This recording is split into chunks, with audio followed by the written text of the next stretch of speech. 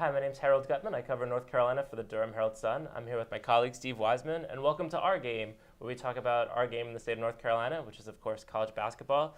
Some big games to talk about this week. Both Duke and North Carolina took on Michigan-based teams in the ACC Big Ten Challenge and came out on top. The Tar Heels went to East Lansing and knocked off the top-ranked Spartans. And Duke kept their home court advantage against Michigan. Steve, what were the keys to that win?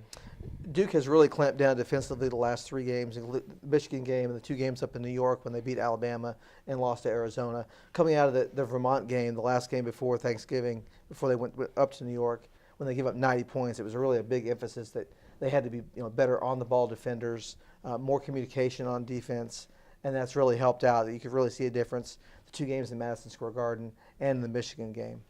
Yeah, for North Carolina, I know a lot of people want to compare the Michigan State win to the Louisville win because both were against top 5 teams, but they were really pretty different. I mean, both games were tied at halftime, but in the Louisville game, they needed a career-high 32 points from Marcus Page, 6 3-pointers, and freshman center Kennedy Meeks was about 3 assists shy of a triple-double. So they had some guys kind of play over their head.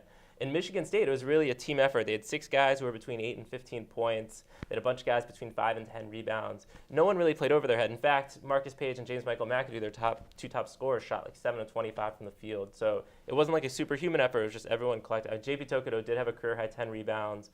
Freshman Nate Britt got 13 points, his first 10-point game. So there were some great performances, but it was more of a team performance than a couple individual stars, which is good to see. Now, I guess the big story, other than the Duke's win over Michigan, what happened to Rashid Suleiman? He was a guy, had a great freshman year, thought he was about to make the leap his sophomore year, and he didn't play at all against Michigan. Yeah, the first DNP CD of the season for Rashid. And he's been in and out of the starting lineup, and he's really playing inconsistently. And, the coaches just said he's not prepared enough in practice to do what he needs to do to fit in with this style of team. And it's a different team than last year when everything went through the interior with Mason Plumlee and Ryan Kelly.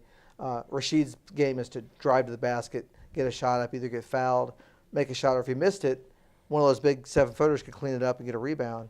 This year, the whole offense runs through Jabari Parker and Rodney Hood, and so it's just an adjustment for Rashid, and he's not been able to make it yet. It's affecting him on the defensive end, where he was a good player last year. I really think, in the end, he will be a key player for this team. I just think that this is something they have to work through as part of the work in progress of this team, and they'll get it right. I firmly believe they'll get it right. He's a good kid. He plays hard and he cares.